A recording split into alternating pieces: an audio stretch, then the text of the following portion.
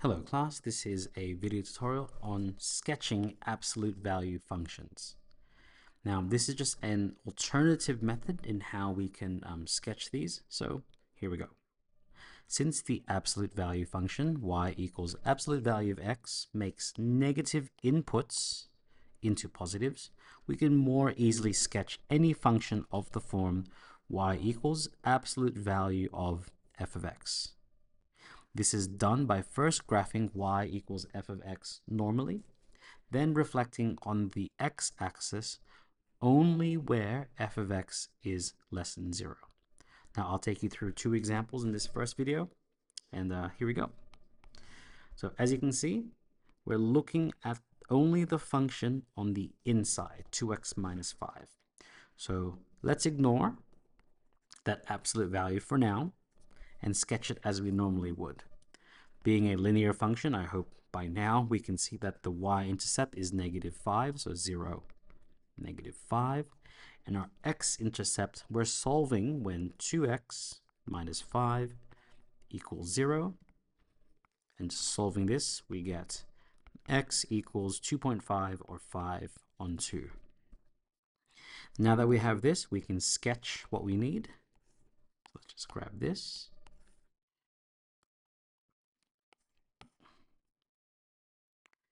And let's make this a little bit larger here.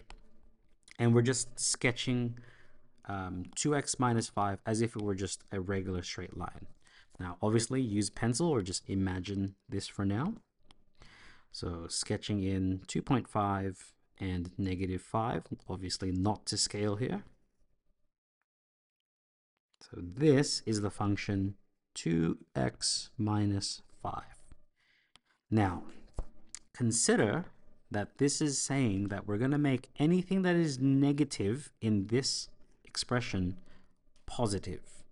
So that means this portion here, this portion here, I forgot to put 5 on 2, 0, and this point here is 0, -5. It means now that this portion here is going to be, this portion here, is going to become made positive. So the actual part of the function we're looking to sketch is this one here now that I'm showing in black, where this one here is going to be 0, +5. So in black now, let's get rid of that, let's get rid of that. In black is the function y equals absolute value 2x minus 5, because only the portions where f of x is negative, which is this one here, is going to be made positive. Now let's do another example where we have a negative absolute value x. Now the same thing happens. We only look at this function for now, and then we operate with the absolute value afterwards. So from here we can see our y-intercept is +6, so 0, 6. And to find the x-intercept, we let this equal 0. So 6 minus 3x equals 0. 3x equals +6. X equals 2. And then we'll deal with these in a moment. So let's sketch this portion. So 2 and 6. So sketching this, we will have the function. Let's do this. Let's do just the inside of that absolute value. So not to scale. So 6, and let's say 2 is here. Okay, there we have our function. That is going to be 0, 6 and 2, 0. Now, what this is saying is we're going to take the absolute value of this. So I'm not going to draw anything just yet. I'll just take you through with what's going on in my mind. Absolute value means we take everything on this function that is negative and it will be made positive. So our next step is this bit. That is currently this bit of the function. Now, of this, because of this negative, actually let's color code this. That's this portion now. Now that it's saying it's going to be made negative, that means we're going to reflect everything downwards instead. So this portion here is going to be reflected downwards. So it's going to become, let's do the next step here. It's going to be this step now, where this is going to be 0, 6, and it's still 2, 0. So that is in purple. So we've now done this portion, and now the +2 means this entire graph is going to be shifted up 2 units. So instead of 2, 0, it'll be 2, 2, 2, 2. And likewise, this one here, instead of 0, 6, will become, well, it's going to shift up 2 spaces. That'll be 0, 4. And just so that we have another point here, over on this side, since this is 2, 2, 2 spaces this way, absolute value functions operate kind of like quadratics or parabolas, where there should be a symmetry at this point here.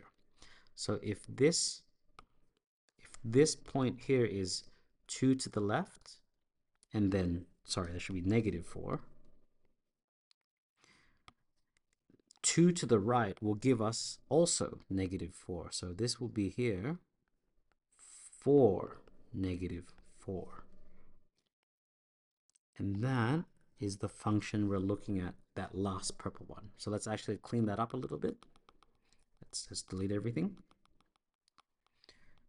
And let's just finalize the graph here. So it'll be this point here. We said that was 2, 2, 0, -4. At the same height here will be 4, -4. And there is our function there. That is the function shown here. Now, for the x and, well, the 2x intercepts, we can solve that ourselves as well. Let's just squeeze it in here.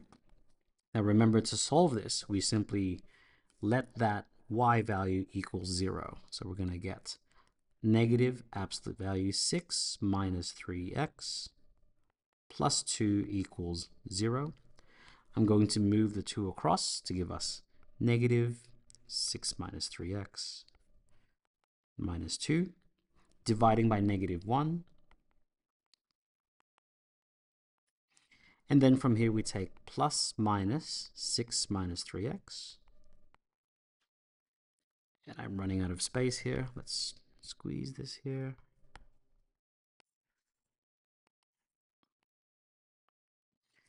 This will give us 2 solutions. So let's take the positive first. 6 minus 3x equals 2.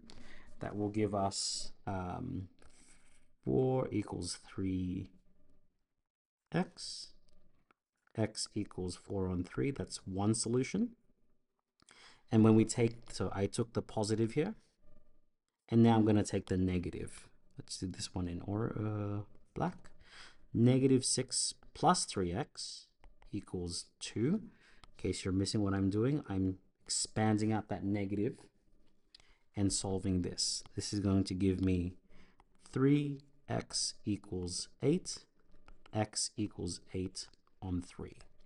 So these 2 points here on the left is going to be 4 on 3 because it's the smaller one. And on the right, it's going to be 8 on 3. So I hope that's giving you an insight into sketching absolute value functions. So I hope to see you in the next video, and best of luck.